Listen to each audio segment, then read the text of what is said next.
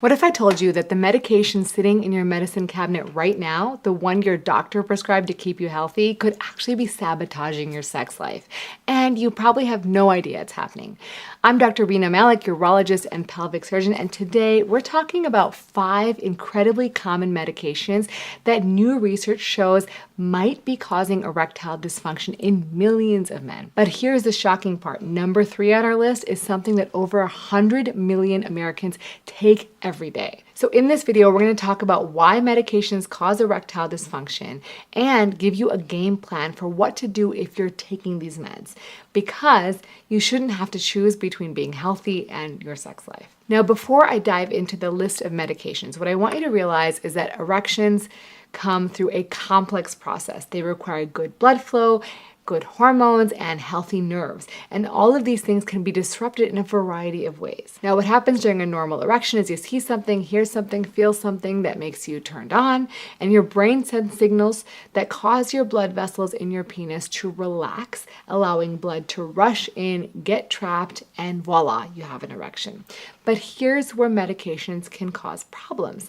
Most of the drugs can interfere with this process in 3 different ways. One is they can affect your cardiovascular system by reducing blood flow to the penis. Think of it as trying to fill a balloon through a kinked garden hose. It's not going to work well. Second, some of the medications mess with your nervous system. So those signals between your brain and penis get disrupted. And third, some drugs can alter your hormones like testosterone, which is really important for sexual desire. And if you're not desiring sex, it's going to be much more difficult to get an erection. And most of you watching this are probably already on a prescription medication. It's estimated that 60% of men have taken at least 1 prescription medication in the last 30 days in the United States, and 20% or 1 in 5 take 5 prescription medications.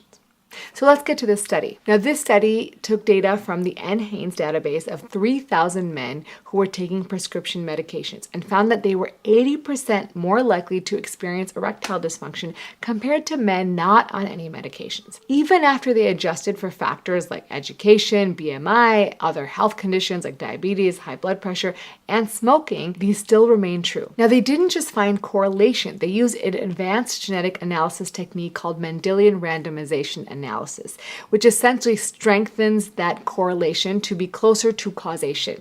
So these medications aren't just associated with ED, they might even be causing it. So let's count down the 5 biggest culprits. And I guarantee that at least one of these is going to surprise you.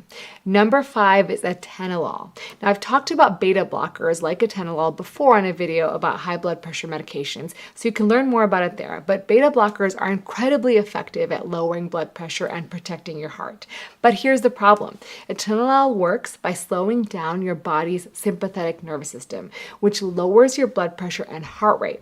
But here's the problem. The same process can make it harder for your blood vessels in the penis to relax and open up. And since you need good blood flow to get an erection, this medication essentially interferes with that process. Now, the irony with all of these medications is you're usually taking them to improve some part of your cardiovascular health or your health overall, which is also causing problems with erections. But the reality is that about 25% of men on beta blockers have experienced some degree of erectile dysfunction. Number 4 surprised even me, simvastatin, or a cholesterol-lowering statin.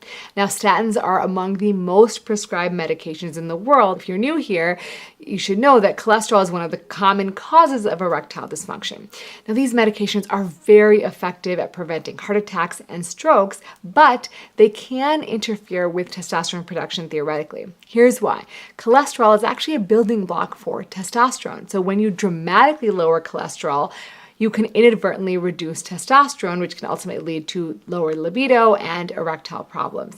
Now, this is pretty rare and usually only seen at the highest doses. So if you're worried, get your testosterone checked rather than stopping your statin. Number 3, aspirin. Yes, aspirin. This one shocked me too. We're talking about regular over-the-counter aspirin that millions of people take every day.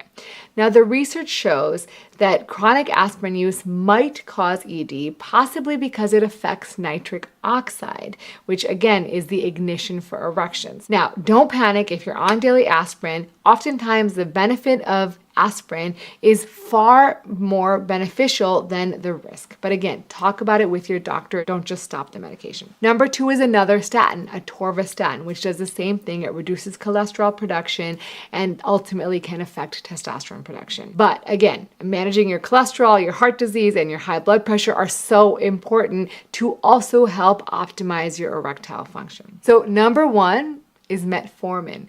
Now, metformin is a go-to medication for type 2 diabetes. Now, this is tricky because, again, diabetes is a major cause of erectile dysfunction. In fact, guys with diabetes, almost 50% have erectile dysfunction.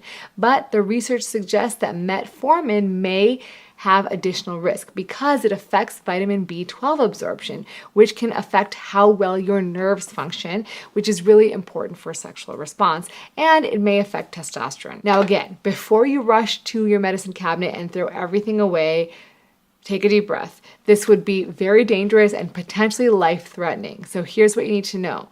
The conditions that these medications treat, high blood pressure, high cholesterol, diabetes, are far more dangerous to your overall health and sexual function than the medication themselves. When you have uncontrolled diabetes, you will get permanent nerve damage leading to irreversible ED. Untreated high blood pressure can lead to strokes, and high cholesterol can lead to heart attacks. These medications are literally saving your life. But here's what you can do. First, talk to your doctor. Be honest about your sexual side effects, and there are tons of alternatives. So there are many medications that might work just as well with fewer sexual side effects. For example, you can take ACE inhibitors instead of beta blockers, or a different statin formulation for high cholesterol. Second, and probably more important, is optimize your lifestyle. Making sure you're doing regular exercise, having a healthy diet, getting good sleep, and managing your stress. I can't tell you how much this is a part of everything, managing your stress. Everyone lives in a highly stressful environment these days, but working on that can be super helpful. And all of these things will improve sexual function and hopefully get you off medications altogether. Third, if there is no alternative, you can consider switching the timing of your medications or maybe reducing the dose after talking to your doctor. And lastly, don't ignore the problem. If you are having sexual side effects, this is really important. Erectile dysfunction is a canary in the coal mine, meaning that very often it presents long before you have a heart attack, and many people who have erectile dysfunction